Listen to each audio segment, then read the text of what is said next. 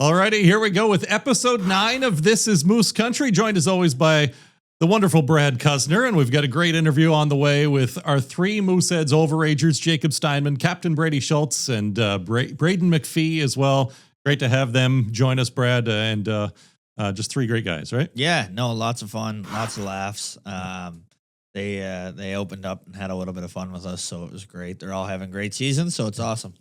Mount Rushmore of 20-year-old Mooseheads players on the way because of this, and a lot to choose from there. I feel like we're both a little worried with our lists. Yeah, overwhelming. We thought it was a good idea coming in, and then you realize there's a lot of options, a lot of good options. Yeah, a lot of great options. Isn't a bad thing. Yeah, and I think we just, of course, start with how the team's going. The season is, winding down here very quickly.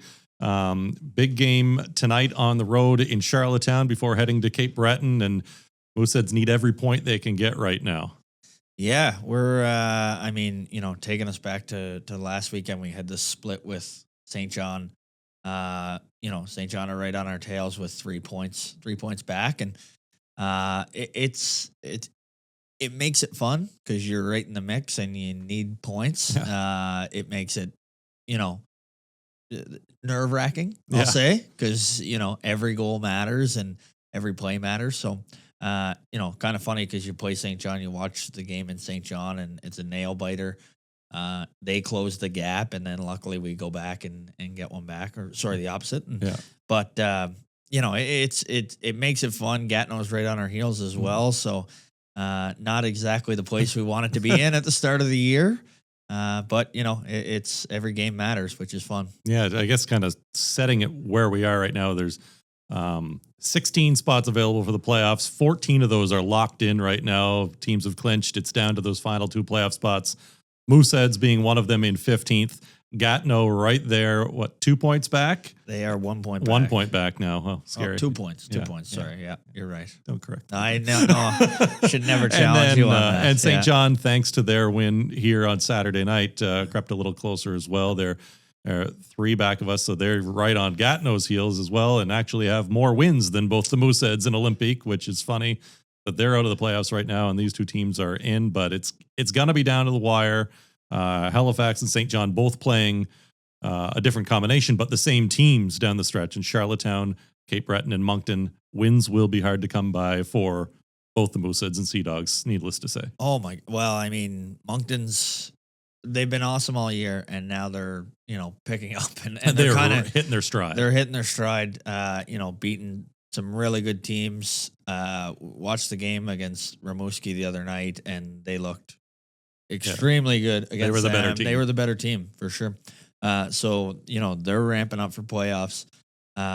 Cape Breton is always hard to play against. They're in a battle with Baie-Comeau for who's going to get that's home fun ice. to watch, actually. And a lot of bad blood from last year, which is exciting. So they need wins. Yeah. And then Charlottetown, since Christmas, there hasn't been too many teams that have been better than Charlottetown. So they've been playing well and getting wins. And at Christmas, we were kind of in that realm of, we're close to Charlottetown, close to Quebec, and then they kind of took off in the second half. So it's there's been that separation for sure. Yeah, not easy games for us. So it'll be interesting to see. Yeah, and I don't think, like, sometimes you think you get to the end of this year, if you're playing some of the top teams, well, maybe they'll be resting guys to get ready for the playoffs. I don't know if that's going to be the case because of, certainly with Cape Breton in that battle for home ice against Baie-Comeau. It's been flip-flopping in the past couple of weeks. Baie-Comeau is ahead of them right now.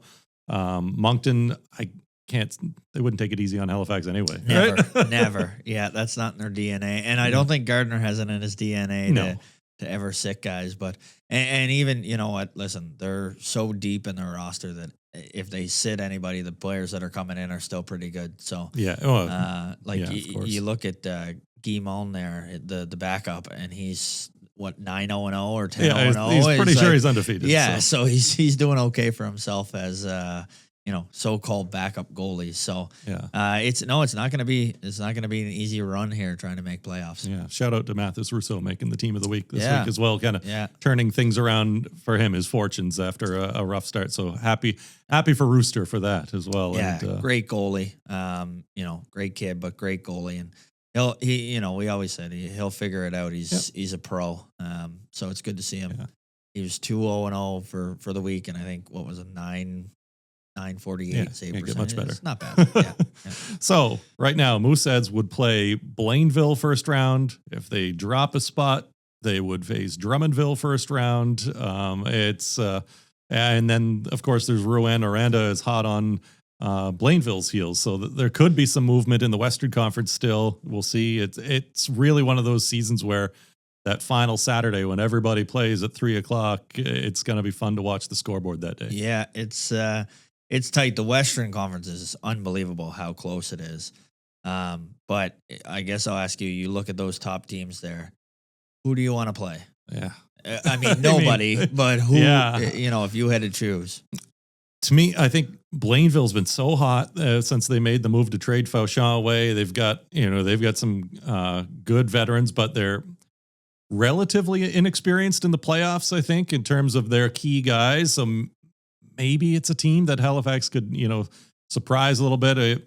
Again, it's got to be a 2-1 game, a 3-1 game. There's not a lot of scoring power here in Moose Country right now. We know that. It's tell Quinn Kennedy that. Yeah, Good luck. Hat-trick was great. Hat-trick was but great. Yeah. No, it's the style of game they've got to play right now. They're so young.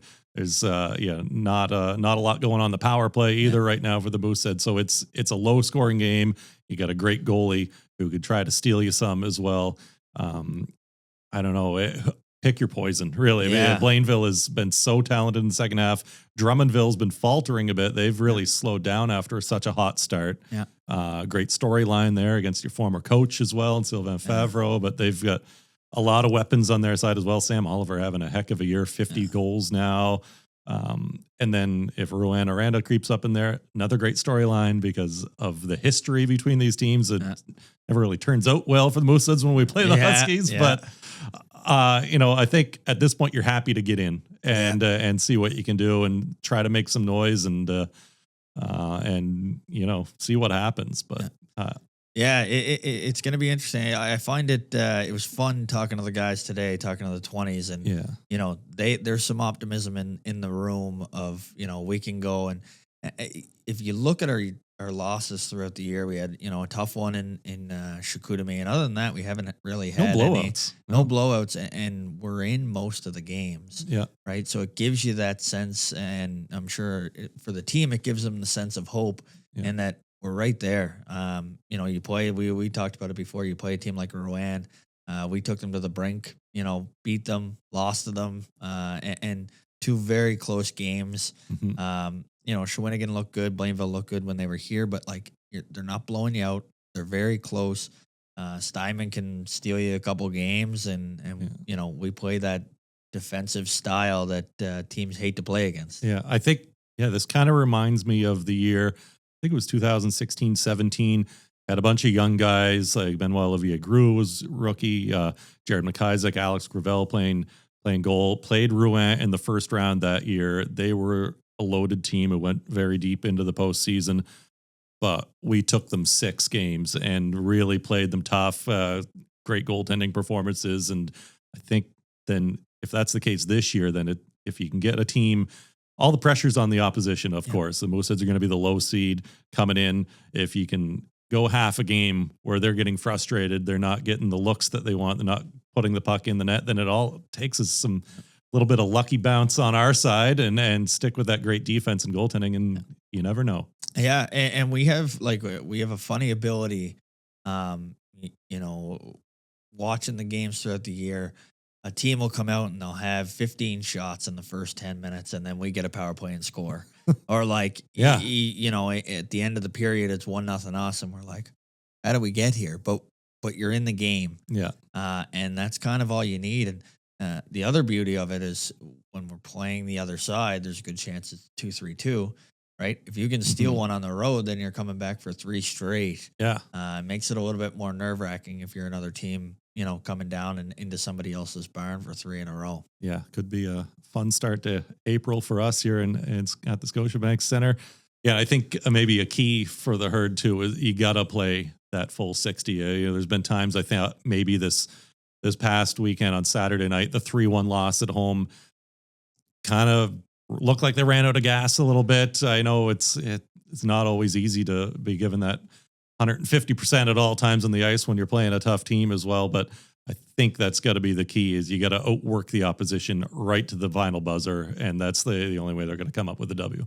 Yeah, and I think you see it with the older teams. I found with Drummondville when they came, and they didn't dominate us by any stretch, but they play a very mature game. Mhm. They're not giving up very much, even when we were all over them and putting pressure on them. They don't give up much. Whereas with a younger team, you sometimes have those little lapses that do end up in the back of your net. So if we're not, kind of on our game and playing the right way, you had to be mentally strong to play the right way, right? To play and not give up those chances and limit those chances because they end up in your back of your net. Whereas the older teams kind of have the ability to, bend it off. It's okay. Everything's fine. Yeah. We're in the right position. And then when we get our opportunity, we go on the offense. So it's, that's been our bread and butter is our work ethic all year. So I can't see that changing, but has to be for a full 60. Yeah. Well, big chance tonight to pick up a point here or there, and season's coming to a close here very quickly in the regular season anyway. So interested to see how this plays out over the next little bit.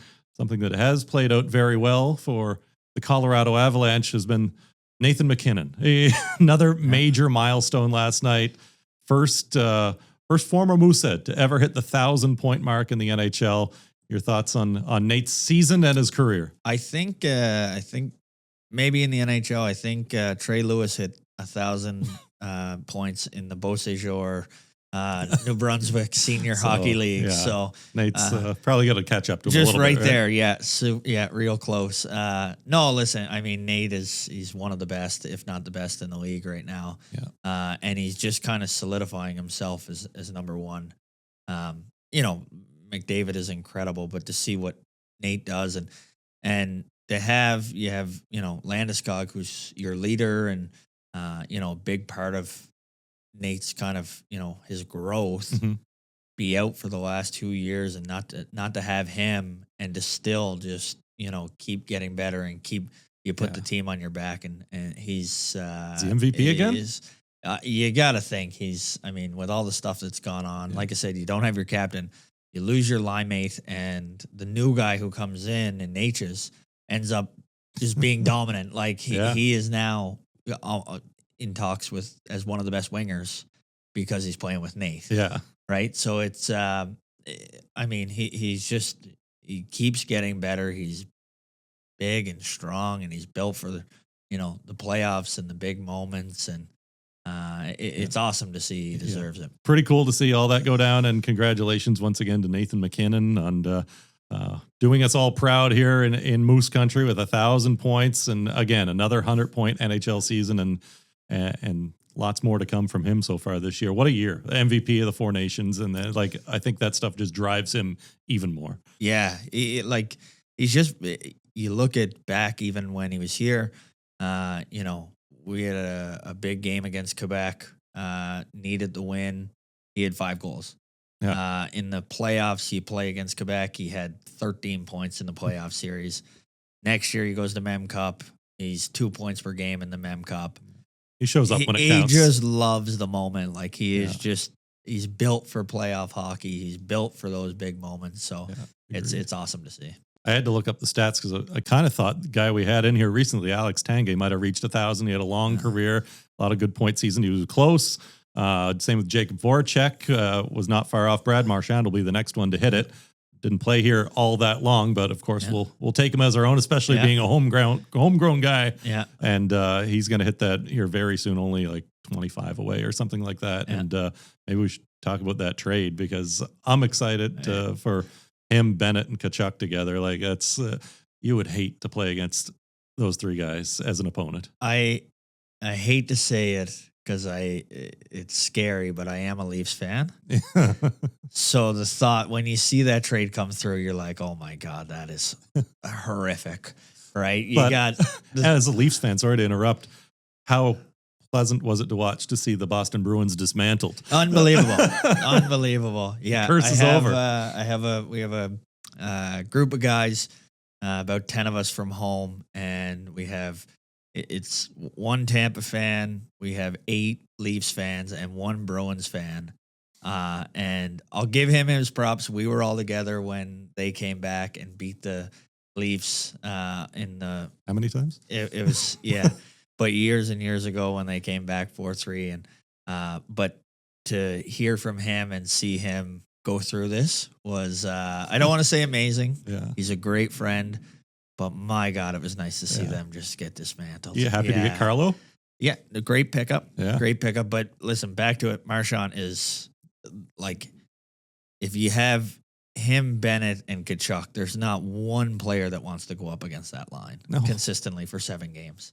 So they're going to be a nightmare to play against. And then you follow up, you got Barkov and Verhaeghe and Reinhart as your second line.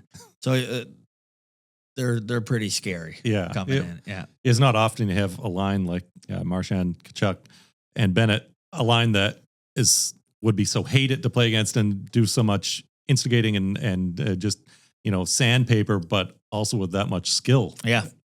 Yeah. You got, all of them played in 4 nations. Yeah. Marchand and Tkachuk both have had over 100-point seasons. And then Sam Bennett in the playoffs is Bennett, unreal, right? Yeah, exactly. Yeah. So it was, it's going to be scary. I love the fact, and it shows the hockey side of things, and, you leave it on the ice, but I watched an interview with Bennett, and he's smiling ear to ear, excited to get him, and talking about the 4 nations and how they became close, and just how big of a part of the team he will be. It kind of shows because he was the one who put him out last season in playoffs with the punch to the face and gave him a concussion, things like that. So crazy, but it's just water under the bridge. Let's go try to win a cup now. So. Sam Bennett, best beard, second only to Braeden MacPhee. Braeden MacPhee. Yeah. There you go. The varsity Reds. Is that what you call that's them? right. Yeah. So, all right. Well, we got that interview coming up with our 3 20-year-olds as well. So we thought this would be a good time to do another Mount Rushmore, the Mount Rushmore of overage 20-year-old players in Moose Country.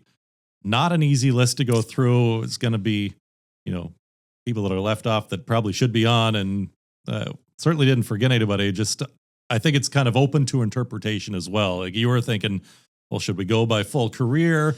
I was kind of looking at their 20-year-old year in particular because there were some additions as well. So why don't you start and tell me your Mount Rushmore? Yeah. It is tough, and I went with 3 guys on the list that had great careers, played kind of 3, 4, 5 years, and so I'll start off. One of the best, Conrad Albertshauser.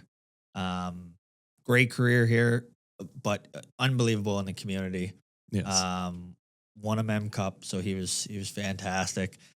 Great defenseman, all-time leading point For now. Second to him, I have the guy chasing him. So Brady Schultz, who we had here, who really neat story coming in. 14th round pick, didn't even pick up Cam's call, which was cool. That's a great story. Great story. And then shows up and dominates since he's been here. So great career. I have one of the best all time, Brandon Benedict. Yeah. Another great career. And we talked about, not a no dominant season, no 100-point seasons, but just consistently good since he got here. And obviously a leader. So I have those 3 for their whole career. Last one I have was the trade to bring in Stephen McCauley. I bring him up in that, his 20-year-old year, he goes on, and he was kind of the piece that the Mooseheads needed, the leadership piece, to get them over to the edge and win the Memorial Cup. But if you look at that guy's career, he had first year he went to the conference finals. Second year he went to the Memorial Cup and won. Third year I think he went to the Memorial Cup and lost, and then he went back to the Memorial Cup and won. So a pretty good Q career. He's a winner. And finished it off with a Memorial Cup. So a little bit different, a little off the board, I guess, with McCauley, but four pretty good 20s. I think those are very good. Yeah. I'm a little all over the map, to be honest, with mine, but one that really stood out to me, he had a great career with the Mooseheads, scored a lot of goals, Jason King in 01-02. scored 63 goals that year, That's pretty good 99 season. points. Yeah, it was, I was a younger guy at the time and really kind of idolized him as well. So he was a great player.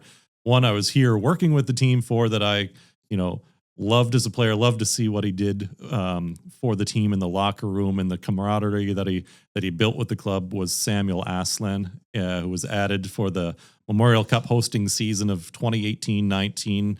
Brought him in, I think it was a game into the season with Bathurst that they made the deal to bring him over, scored 48 goals, really Another good was season. so close to 50, but kind of got snake bit towards the end of the year. He was squeezing the stick a little hard, I think, looking for those 50. And but he was an unbelievable player in terms of what he brought to the locker room, and the fans fell in love with him too. He's another big game player.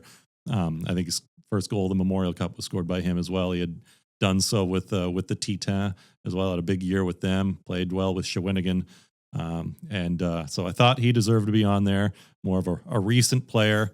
And I wanted to try to find a goalie to fit in as well. And I remember Danny Dallaire being added, not as a 20, but the season prior, but then as a 20 came back and put up 35 wins in 01-02. Another goaltender I think that Mooseheads fans really loved on that squad that year, and thought he should get on there. And David Bryan, who's back living in Halifax again, a Truro native, played a little bit with the Florida Panthers after his Moose career, put up 100 points in his 20-year-old season, 05-06. And so, yeah, those are my four. Again, so many to choose from. I could have 17 Mount Rushmores, I think. Yeah. And all different reasons. It's kind of interesting, but I mean, 63 goals, hard to leave him off the list. Exactly. That's a pretty good season either way.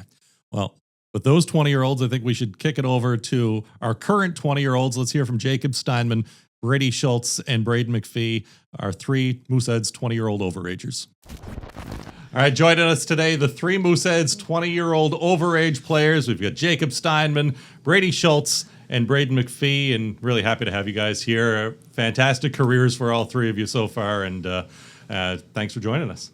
Yeah, thanks for having us. Yeah, it's exciting. All right, well, Jacob, you're the newest one here, but Brady and Braeden, you've been here a long time, been through some of the highs and the lows. What are you feeling right now as we're in the final home stretch here of your season, maybe from both of you? Yeah, I mean, obviously it's getting down to the wire here, seeing if we get into playoffs or not. But no, it's definitely been an interesting year. Obviously, we don't like to use the word rebuild, but obviously it's not we're struggling a little bit, but hopefully we get into playoffs, and I think we can make some noise a little bit. Braeden, what's going through your head? It's the end of your junior career, so to speak, too, right? Yeah, no, we're just trying to enjoy every moment. I think if we can show up at the rink, enjoy it, work hard, keep challenging each other, we have a special group here, and we want to make some noise going into playoffs. Do you guys pay attention to this stuff? Or are you looking at, we got to beat St. John a couple times, Gatineau's close? Are you guys watching all that stuff? Yeah, I think a little bit. I think it's kind of hard to ignore. Obviously, we knew coming into, last weekend where we stood in the standings, where St. John was, and obviously it's just between us, St. John, Gatineau. So, I mean, we're not fixated on it, but obviously it's playoffs, so we're kind of looking. Yeah, you feel any extra pressure as a goaltender in that sort of? I know, yeah. You've got that ice cold demeanor anyway when it comes to your play on the ice. I see the look in your eyes on game day, like you're locked in, right? Yeah, I mean it's a little different when your back's on the wall a little bit. We're fighting for a playoff spot, obviously, and we, as Brady said, we want to make some noise in playoffs, and we believe we can do it. You just got to catch some fire, and I believe once things click, we can do something special with this group. So. Yeah. Now, you came over from Moncton, is there any hope that you're playing Moncton first round? I don't know if it could be possible mathematically, but... Yeah, I mean, I'm good to play anybody. I think the group's same way, but Moncton would be special. Yeah. It'd be a fun series. I feel like the guys wouldn't have any quit, not just for me, but just because they want to beat the best team in the league. So that'd be a cool thing. But if it doesn't happen, we're not gonna hang our heads on that. We're gonna take it to anybody who we play in the first round. So I think we're just gonna be looking forward to that. That was a very political answer. So smart. Yeah. What are your thoughts on the other two teams too? Like Blainville, obviously they've really come on strong, like a little bit younger than some of the other clubs, but got some great talent. And Drummondville, good storyline there against old coach Sylvain Favreau. Yeah, I think both those matchups they're great teams, but if we come together, we can do something special. But they're both really good teams. We'll have to be on our A game for sure. Yeah, lots of firepower, but you guys have the capability. It seems like throughout the season, like all these good teams, it's been low-scoring games. Like if you can win a 2-1, 3-1 game, right? That would be the mentality. Yeah, and I think like Blainville and or Drummondville, like we played those teams pretty close. Both games against them this year, and I think some of the games we felt like we didn't play our best, and there was still a 1-score, 2-goal game. So we're pretty confident. Now, you guys talked about, you said you have a special group coming in. You guys have been part of the older teams, before, more successful teams. Now you got a young group. We were joking about it before that you got 40 rookies on the team, basically. But what does it mean, like the transition into being, one of the older guys, one of the mentors on the team? I guess let's start with Brady, since you're the captain of the team. Yeah, so. I mean, it's definitely weird at first, being the older guy in the locker room and the voice and stuff. But I'm just trying to, pass down the stuff that I've learned from the past couple years, and like you said, like we've been through a lot with this team in my career, so kind of just passing down everything that I've learned, and MacPhee's done the same thing. Steiny, since he's come in, has kind of helped. I know Circa a lot too, so which is nice. But with the young guys, we just kind of got to guide them towards success, and then from there, it happens to go to them. Yeah, talk, Braeden, a bit about like the ownership and hockey staff going into the season made it a clear point that like culture change, character were like main factors moving forward, and they pinpointed the two of you to be those leaders. So what did that kind of mean to you to be named as part of that? Yeah, it was awesome, right? It's an honor to be part of that and trying to grow something as important as it is the culture. We really wanted a family bond. That was kind of the culture that we want to build coming into this year, and I think we've done that. We have a great group of guys between me, Schultz, and Steinman, we all share kind of what we've learned over the years and hopefully pass that on to the younger guys so they can take that knowledge and keep growing as players, and then they'll keep progressing over their junior careers. Now, Jacob, for you, Brady just mentioned you get to work with Circa. Is that something you come over as the older guy, you take him in? Is that kind of a one-on-one bond that you guys get to, you've seen your career kind of blossom into being a stud and taking 50 shots a game here all year, but is that something that you kind of take ownership in?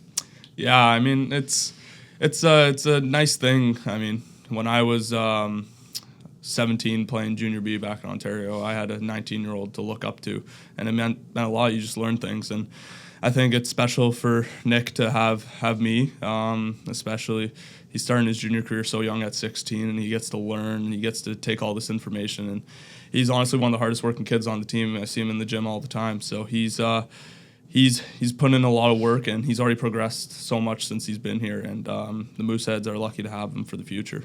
Talk about your relationship with Chuck Grant, the goalie coach, and what he's done since you've joined the team. Yeah, no, Chucky's been great. Chucky's a great guy, personal guy.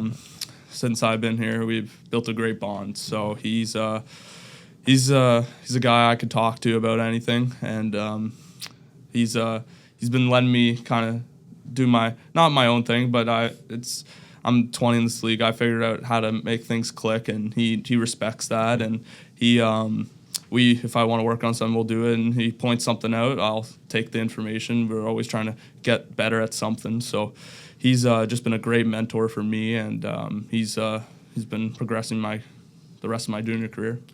Now you guys come in, you get a new coach this year, and Andrew Lord, guy comes with some energy. How's the transition been this year? Obviously, younger crew, but new coach. Yeah, I mean, Lordo's.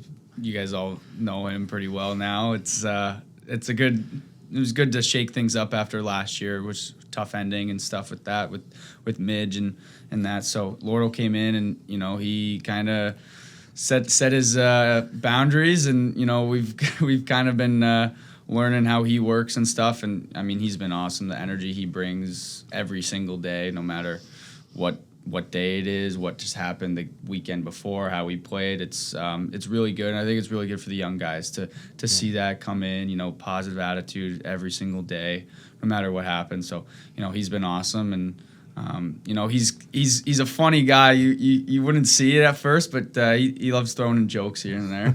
Yeah. Big details guy, right?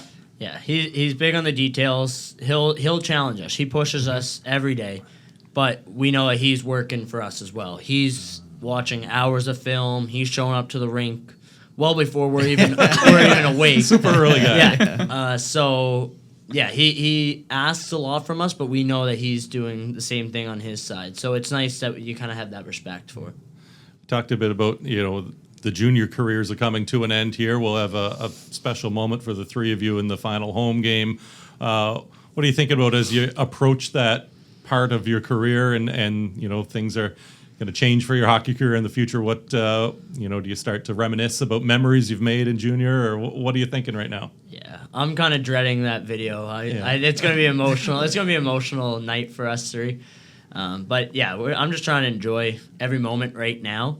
And yeah, you'll look back, and especially that video and everything like that. It's gonna be a real special night for all of us. But yeah, I'm excited for it too. But it might be a really big game as well. So we're gonna have to kind of be prepared we want to win every game from here on out. So it's another hockey game. So it's gonna be a great moment for all three of us. But at the end of the day, we're here to play hockey and win games. Yeah, and you want to win and extend that career even further, right? Yeah, I mean, it's definitely, like Bray said, it's definitely going to be kind of emotional. I kind of grew up in this city in Halifax, which is cool to look back and think about. And it's been 4 years here, which has felt like, forever. But no, it's been awesome. And, I'm going to try not to get too emotional. Like you said, we're probably going to have to win that game or something like that. So, I'll probably make fun of them if they cry or whatnot. Hey, goal first shift, right? Yeah. Yeah. What's it mean for you too? It's great. You're gonna reflect back on your career and just kind of remember the little things that just made you laugh or just something like that. And you only play junior once, and everybody says it's the best time of your life, and they're right. It's just a great environment to be with the guys, and I feel like for all three of us, we're really going to miss that. But at the same time, we all have something to look forward to next year to extend our careers, and I think we're all ecstatic about that. But just the fact that junior's coming to a close and opening up a new chapter in life is going to be something new and refreshing. I do want to ask, it's probably a touchy subject, but you get moved over from Moncton halfway through the season, but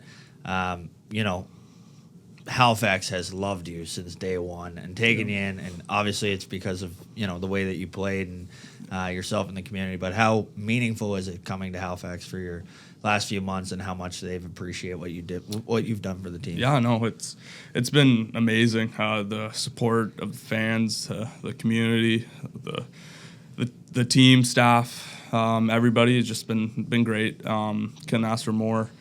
They've just been again just supportive, and that's all anybody can ask for. And I feel like it's not just helping me. My way of play is I'm doing good, and I feel like when I do good, the team does good. And I feel like once we're all on the same page, we make a lot of noise, and that's just something I feel like we're looking forward to. Just winning hockey games. A little bit of a record watch for both of you right now. Jacob, you are .929 save percentage. The all-time QMJHL record is .931, set by a former Moncton Wildcat, Nicola Riopel, back in 08-09. I mean, you'll obviously out there to save as many pucks as you can anyway, but what would it mean to be able to get that mark, or have you thought about it at all? No. No. It's not something that runs through my mind. No. I just play the game. Yeah. There's stats are stats, but I mean, I feel like there's stuff more important than that, and that's just again winning hockey games. And I feel like just winning a couple playoff games, maybe again in a couple rounds, will prolong our junior career and just make more memories. And I feel like that's something we want. And but like, stats are stats. Whatever I end up with, it'll be just the end of my 20 junior career, and I'm just thankful for everybody I played with this year, and we're just gonna again keep winning more hockey games. I expect the opposite answer from you. Stats are stats, but you want the record, right? 147 you're sitting at all-time Mooseheads franchise record for career points by defenseman Conrad Abelchauser at 150. He was a legend here, both on the ice in the community and Memorial Cup winner. So it'd be pretty cool for you to be able to skate away with that record at the end of your career. Yeah, I mean, it'd definitely be cool. Obviously, the defensemen have come through this organization, and a lot of them have been playing in the NHL and have good careers. And, coming in as a 14th round pick, American guy, no one really knew, kind of cool story there. But like Steiny said, like these last couple games here are it's real crunch time, and we got to get as many points as possible. So obviously it's in the back of my mind, but I'm not going out there point hungry and trying to do all that. I'm probably thinking about his record more than mine, honestly. But I mean, obviously it'd be a cool thing to have, and something that was one of my goals coming into this year. But team first, obviously. So now, Braeden, you're fighting for the most wraparounds in one season. Yes. Crazy record. I know, it's an honor, honestly. He might have that already. I don't know. Hey, I think you're at 35 already. I think you're 35 with no goals. 0 for 35. Got to be happy with your season, though. I was saying to the guys, until last weekend, you had more goals than Matthew Cataford, the reigning MVP and former teammate, right? You Clip that and send that to Cat. Until he got a hat trick, but 16 goals. It's you tomorrow. Like it's you've seen obviously increased ice time as a 20-year-old in different situations that you didn't get to play in before. So it's gonna be a fun year overall for that sort of thing too. Yeah, it's always fun to score goals, right? And help the team any way I can. And yeah, the offensive production has been a little bit better this year, and whatever I can do to help the team, really. But yeah, scoring goals is fun. So his celebration game's been on point this year. I think that's what it is. I've been holding them in, man. I've been so excited. But been building it up for 4 years. But it's also been like kind of the same Sally, just a But little jersey pulls, He to loves get the jersey fans pulls. going. Yeah. Stick twirl 20 times. Yeah. Getting those garbage goals. I was also going to ask you about face-offs. I don't know if I've seen anybody get kicked out as many face-offs as you. Yeah. What's the deal with that? If you ain't cheating, you ain't trying. I don't know if you got the refs in your back pocket or what, but Definitely they not. love and hate you at the same time. It's a very love-hate relationship for sure with every ref. Yeah. I try and be as nice as possible.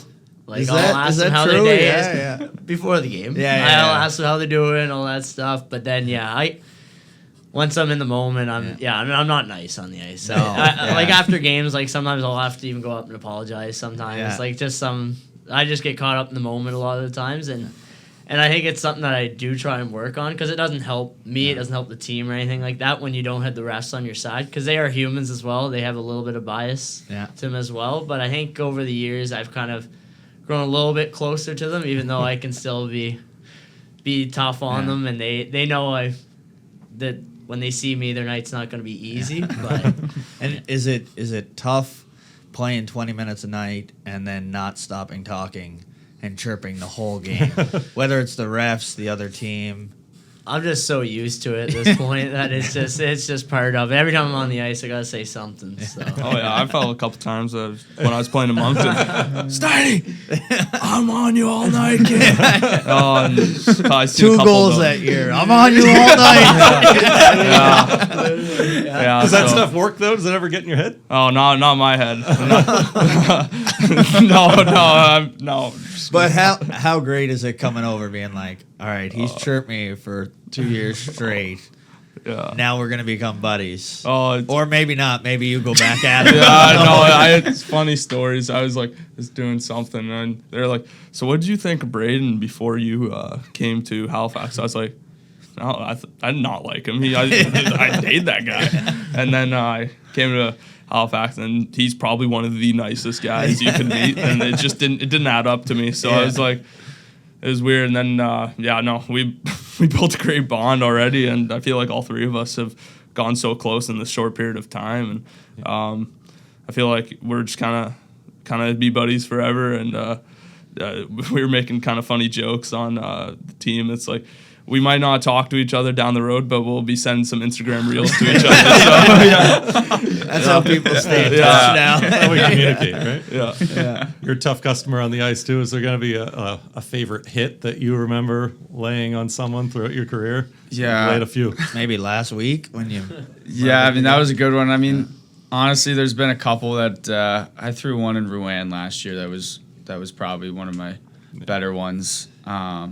You know, honestly, it's weird. Like, every time I hit someone, like, the next time I'm like, all right, like, I'm going to try to beat that one. And sometimes it gets out of control, but yeah, I mean, it's part of the game, I guess. That's right. No, you've done a good job of really, all those hits are typically clean, right? Like, yeah. Only been suspended once, so. Yeah, exactly. We can't say the same thing. we had LaRue on, and I think it was 48. 48 games. Between the Q, the American League, and the NHL, games suspended throughout his career. That seems about right, So, yeah, pretty impressive. Yeah. But do you find, like, with the new age, it's like the new game is, like, very skilled. Do you find you can catch guys a little bit easier because guys like to come through the middle, head down a little bit more than they used to? Yeah, I think it's a little bit of both. I think sometimes it's harder because guys are so skilled and so fast and quick, and they're get out of the way and make you look silly if you try to open ice them. But other times, some guys are trying a little too much, and sometimes they come across the middle with their head down, and got to teach them a lesson sometimes. Let's talk a little bit about your journeys to the Mooseheads, because they're all very different. Like, you're an Ontario free agent that went to Moncton. You're an American draft pick. You're a Maritimer who's playing in your own backyard, basically. So start with you. Drafted by the Mooseheads in same draft as Brady, that pandemic year. What was it like, the reaction with your family when you knew that you were coming to Halifax? It was crazy. Yeah, it was crazy day. We had no idea where I was going to go in the draft. Could have went earlier. Could have went undrafted. Had no idea. So we were just sitting there patiently. The COVID, it was very boring draft. Well, you weren't even watching. But for me, we were sitting. I sat on that couch the whole day. And you just sit, and then it would just pop up a name. Yeah. Name would pop Just up. refresh and website. you just kept refreshing, and then finally, 132. I saw the name. So, and then next to the Mooseheads, it was honestly a dream come true. And Halifax would have been my number one spot. Being from Moncton and stuff, I still didn't really want to play for the Cats. I wanted to be a Moosehead, and it all worked out there. And then. Yeah, as we went up, I knew 16-year-old year, I was just happy to get invited to camp because not everyone got to come to camp, so that was an honor. And then 17-year disappointing camp, got hurt in training camp. Really thought I could have made the team that year, but it didn't work out. But I got some experience in Miramichi playing Junior A and learned a lot in that league, learned to play with men, right? Yeah. And then my 18 year, made the team, and then we went on our big run. So it was a journey just to get here and a lot of ups and downs. I really thought, that 17 year I had it, and it didn't work out, and I thought maybe that's it. I was talked to my dad. I was like, should we just go play high school? Like, Really? Yeah, I was really close to just kind of giving it up, and then we're like, give it one more chance, and it worked out pretty well. Mooseheads fans are thankful that you didn't. And Brady, again, you weren't watching the draft. Your 14th round pick ever by the Mooseheads, by the way. Thank you. An American, what were you even thinking once, like, did the team call you afterwards and say, hey, we drafted you? What are your thoughts? I got a funny story about that, actually. So, I think we had an American scout, talked to him one time before and just mentioned that, hey, like, they're interested. You might get drafted. Didn't think anything of it. Wasn't really interested. I remember I was with my buddies. We were doing something. Kept getting a call from I don't know the number. Don't have the number. It's somewhere in Canada. Declined it 3 times. Finally picked up the 4th time. It was Cam calling me, telling me that, got drafted the Mooseheads. Look forward to keeping in touch with you. And I was kind of just like, thanks. Don't really know what else to say. Don't know who it is. Yeah. I knew of the Mooseheads just because of all the guys that have played through here, like MacKinnon and Drouin and all that, but knew really nothing about the Q. Could you have pointed to Halifax on a map if someone showed you? No. Knew what Nova Scotia was. That was good. That was about it, though. You know, and then that next year, they invited me to camp, and you know, it was COVID year, so I was 16, didn't really attend. I was at prep school in New York, so still focusing on probably college hockey was the main thing, and then. The next year, they invited me again, and my agent at the time was like, it's just a good idea to go up there for 48 hours and see what it was like. And to be honest, I had no real reason to stay in my mind when I was going up there, and then I kind of fell in love with it. You know, it's just pro and everything, and you know, to be honest, I didn't have any college offers. Didn't have any junior. Wasn't drafted in the USHL or even the NAL, the league below that. So I didn't really have many options besides go back to prep school. And, you know, I had a good camp and I kept staying. And then Cam offered me a spot, and he told me I'd be the 7th D-man, and I knew I could work my way up. And then me and my parents went to a Subway parking lot, and they kind of were like, all right, like, what are we going to do? And I kind of decided right there, and had a foot long afterwards. But no, it was good, and obviously I don't regret it at all. It's been a great decision, and obviously with the NCAA opening up now, it's kind of worked perfectly in both ways. Now I could go play college hockey after, but yeah, it was definitely interesting, and played a preseason game after I decided, and my parents dropped me off at my billet's doorstep. Never met him before that night, and said goodbye. I had 2 pairs of clothes because I packed for 2 days, and that was about it. So here I am 4 years later. Tears in mom's eyes. Yeah, exactly. Yeah.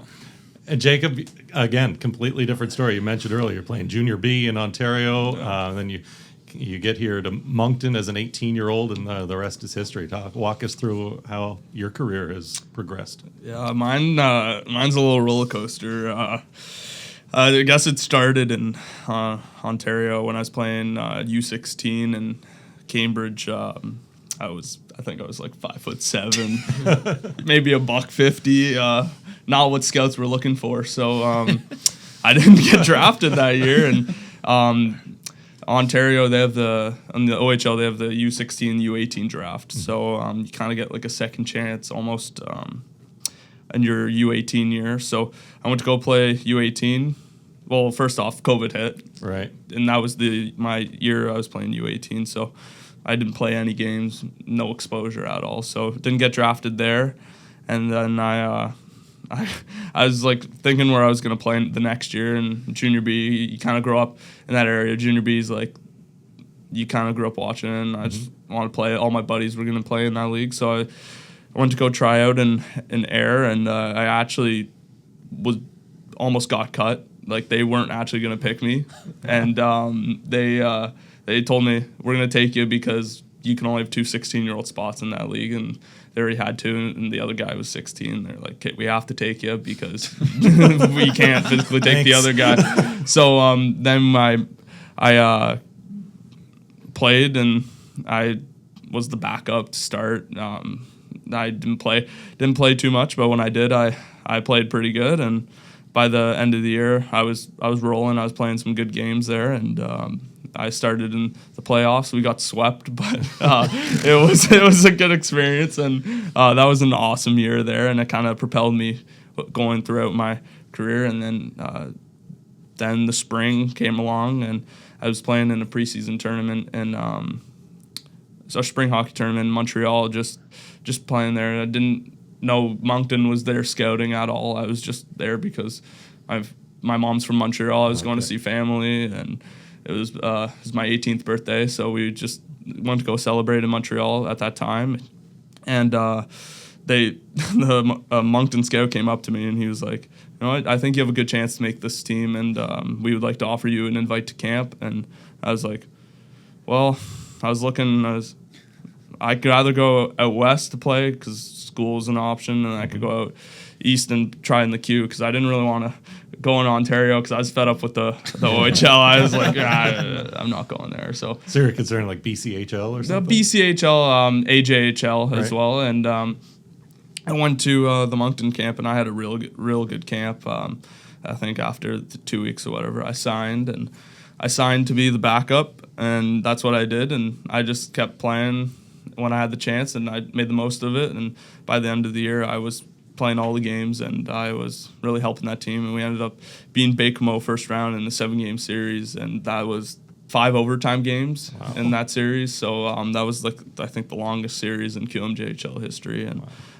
that was real fun. And then we met up with these guys in the second round for quick butt kicking, and then well, we won game 1, but It was the Zach LaRue series. yeah, we won game 1, and I think I turned to somebody and we were talking.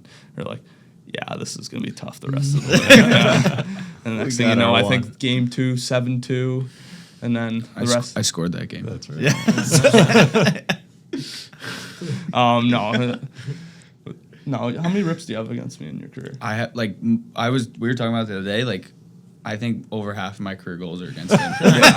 But since he's come over, I can't score on him in practice. So it's like Yesterday's practice was a clinic. I was putting on a clinic against Brady. To finish the story, had a great career in Moncton, made tons of friends, made great relationship with my billet family there. It was awesome there, and then got traded to Halifax and just been playing my game for this team and made some great friends already, and real connection with my billet family, and that's just kind of my funky career going along.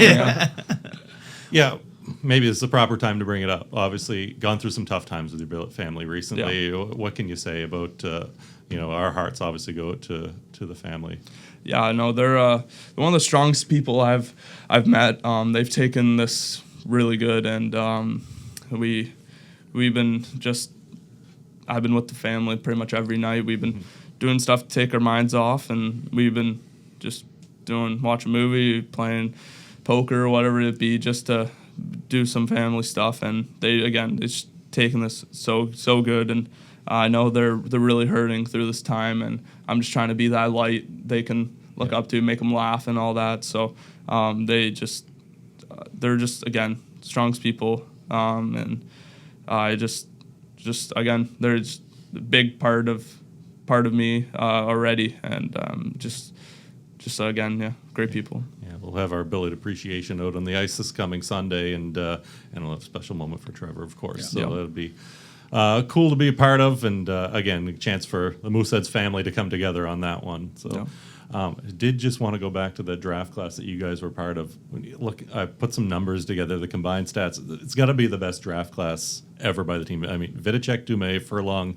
Rousseau in the 4th round. James Swan was in there. Alex Tessier. Alex Carr has gone on to a great career in Rouen-Noranda. And, of course, the two of you. Almost 1,900 games played combined, and even 1,200 points from that group, and 102 wins from Rooster as well. So pretty cool to say you're part of that, right? Sure, the Doomer and Vidi probably have most of those points. 987 points. Yeah, but not as many wraparounds. Scouting, scouts must get a boost from that one. Yeah, exactly. And during pandemic times too. So but thought that was pretty cool.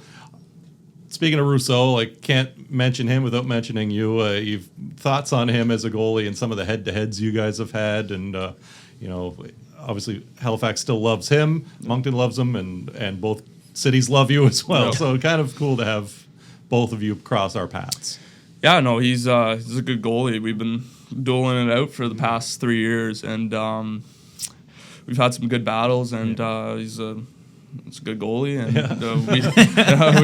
we I don't know him personally, but we just have mutual respect for our games, and again, just hopefully we can have a couple more duels at the end of the year. That would be fun, and Braden, I wanted to go back to the draft here. You got your brothers going to the draft this season. What kind of words of wisdom do you lay on them, and how do you get them to Halifax? Yeah, the wisdom really from all three of us. The draft doesn't mean that much. I think a lot of guys think that number means so much. It probably helps when you're 16 or whatever, but after that, you just got to go and perform. So if you go higher than you wanted, or especially if you go lower, it just means you got to keep working, right? And a lot of players, they get very comfortable after they get drafted, if they get drafted high especially. So just stick to the process, keep getting better every day, and don't let that number get to your head at all, if it's high or low, whatever it may be. And yeah, obviously I'd love him to come to Halifax. I think would be a perfect spot for him to keep developing his game and everything like that. But at the end of the day, you just go whatever team drafts you, you go and do your best. So no insider trading. You can't get him to Halifax. No, I don't have that much pull, but yeah, we're trying. But he is doing Braemar coaching, right? Yeah, that was what we wanted to bring up. Yeah. Little side hustle here. Yeah. Let's go. I'm subscribed. So you and your brother combine on this and doing a little. It's like Yeah, I'll explain to fans what it is. Yeah, brother was supposed to do a little bit more. He doesn't do anything at all. He's busy. Yeah, sure. But yeah, we just trying to help players and kind of share my wisdom of what I've learned throughout the years, and really the biggest thing is the work ethic and how hard they have to work, because I think a lot of players get very comfortable, as I talked about, and they just think they are working hard because they show up to practice and work hard in practice, but it's so much more than that. Yeah. And I wish I had that knowledge when I was growing up. So yeah, just kind of helping players out. I just meet with them one-on-one and just keep challenging them to improve their diet, their recovery, and then obviously their work ethic. So we kind of just go off of personal, what they do, and then just try and push them and challenge them, and it's been awesome. Yeah, it's been a lot of fun. How extensive is the clientele list right now? Well, I got 30 players, wow, so yeah, I've been working with 30 guys, so it gets a little busy, but it's been awesome. Yeah, I meet with them every month or so, and then I just try and share all the knowledge I have. Right. It's free advertising. How can this is great. Yeah, how can people reach you to sign up? Yeah, on my Instagram, Brady Marchand. I've offered my expertise, but like I'm pricey, so yeah. Well, Scotty's gonna sign up, so yeah, exactly. He's excited. Yeah, wrist shot's a little weak. Yeah, wrist shot needs some help. Is there a promo code or no? Yeah, no. 7-day free trial. Yeah, right. Extra business. That'd be your 21 promo code. Just wrap around. Switching gears. I know we chatted about what you guys kind of the change in the NCAA and things like that. Why don't you guys just tell fans what's next for you guys? I know you guys are going down the States, you're staying in Canada, but why don't you tell them, how cool that change is for you guys, and then where you're heading? So I'll be going to Quinnipiac next year. There's about 20 minutes. It's in Connecticut, about 20 minutes from where I grew up. I went to games as a kid and stuff, so that'll be really cool. Really good hockey program. When there were rumors about NCAA opening up the last 2 years or so, and obviously when it opened up, it was kind of perfect timing for me. Obviously college hockey, from growing up in New England, that's what to do. That's the thing. So it'll be cool to go back home and play. And Quinnipiac's a great university, great school to start with, which makes my parents happy, and then the hockey program speaks for itself. So I'm really excited, and the Mooseheads definitely helped with that. So is Vidicek going there too? Yeah, he is. Yeah. So me and Vidi will be back together. We'll probably be in a house together, so we'll be up to no good in Connecticut. Yeah, that's good. That's a deadly power play already. Yeah, that's good. And Bowling Green for you? Yeah, we'll be going to Bowling Green State University next year for hockey, and then also for aviation. I'll be studying aviation over there. It's kind of just my plan B in a way, and just kind of set my mind to that in hockey. And I'll be, and for the rule change, it was like I feel like it was the best thing that can happen to us, because CIS hockey and like U Sports hockey is really great hockey, really great teams, but we all know like NCAA has just a little bit more exposure in a way. So when this opened up to us, it was like a no-brainer for all of us to just step on it, and it's great to see a bunch of CHL players committing to universities and prolonging their career in a great way, and it's just real good for me. Yeah, it's another shot. Like honestly, you potentially get a pro contract out of that, right? Yeah. So yeah, I think that's everybody's goal at the end of the thing. Do your school, play good, and I think everybody wants to play pro hockey at the end of the day. So getting an NHL contract would be the best scenario ever, and even if that doesn't happen, go play hockey in Europe is not a bad gig either. You gotta eat good, you gotta live good over there. So there's tons of doors that open after, and I think we're gonna start with one step at a time by going to orientation in the fall.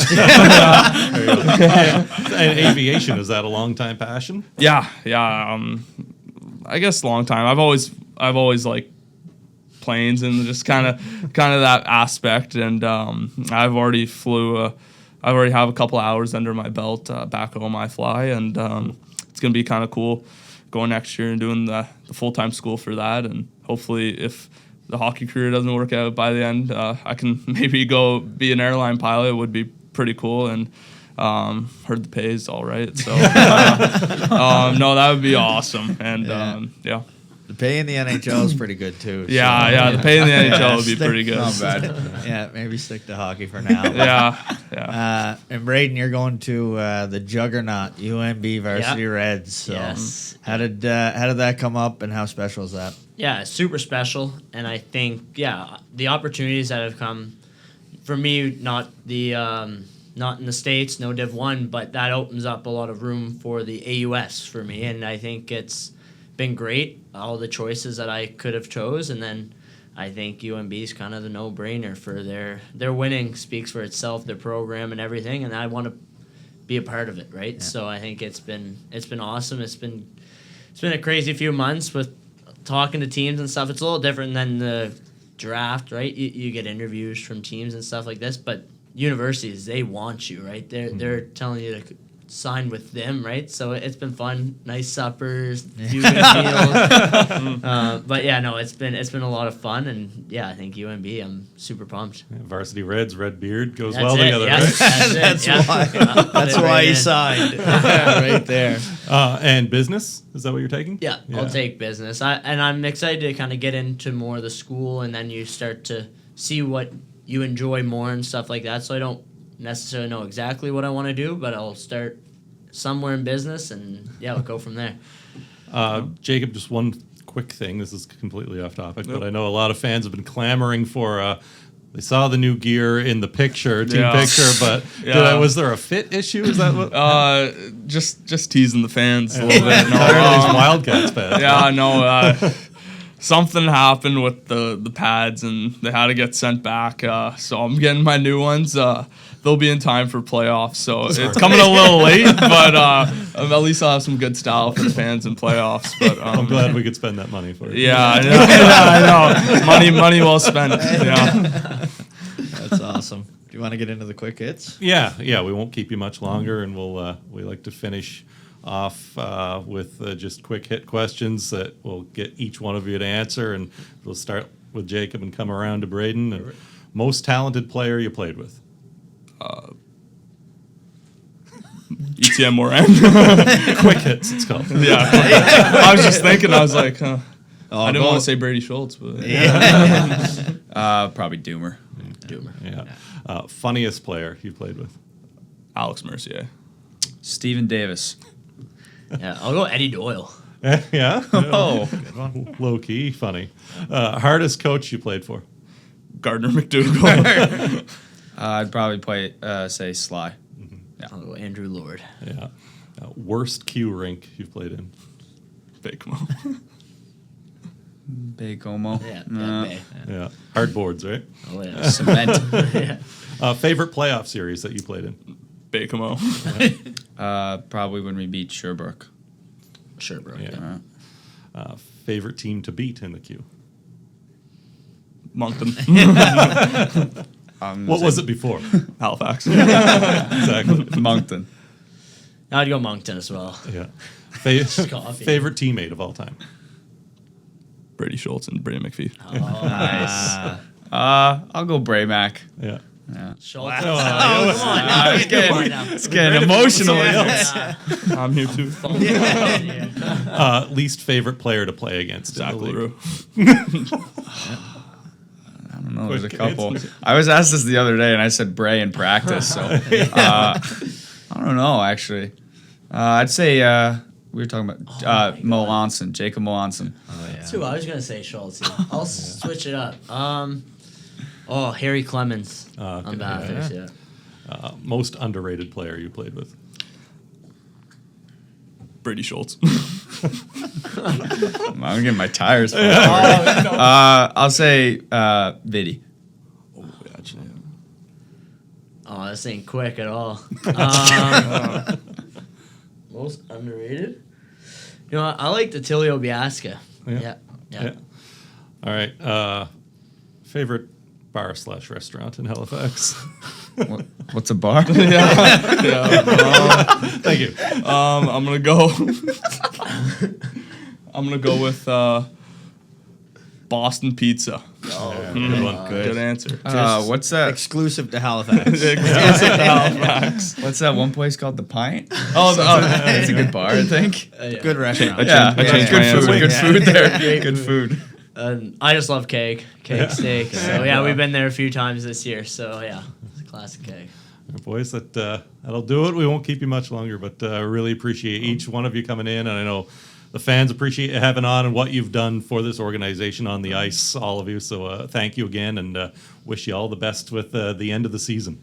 Awesome. Thank you you very much. Thank Thanks you for very having much. us. That was great. Yeah. Great to have those boys in. Nice to see them kind of have a chance to, in this setting, to loosen up and kind of share their perspectives of junior hockey and their career paths as well. I don't always get to see that side of them. Yeah, it was kind of fun. You see the bond that they've built. Obviously, Braeden and Brady have been together for a long time, but then Jacob obviously very close with them as well, which is it's neat to see. Obviously, we see a lot of them in at a signing or on the ice, but to see them kind of in their own element together was neat. Yeah, and we hope that the three of them can extend those careers as long as possible. Fingers crossed for them as we get down the stretch here and get into the postseason. Happy to have them on once again, so thanks to the boys. And thank you for watching on YouTube. As always, this is Moose Country, your favorite podcast, of course, right? So if you want to make sure you can know when the next one's out, make sure you subscribe and hit that bell button below, and we'll let you know when the next one is on the way. And if you're listening on your favorite podcast platform, make sure you give us a 5-star rating, and leave a review. All right, thanks again, everybody, and we'll see you next time.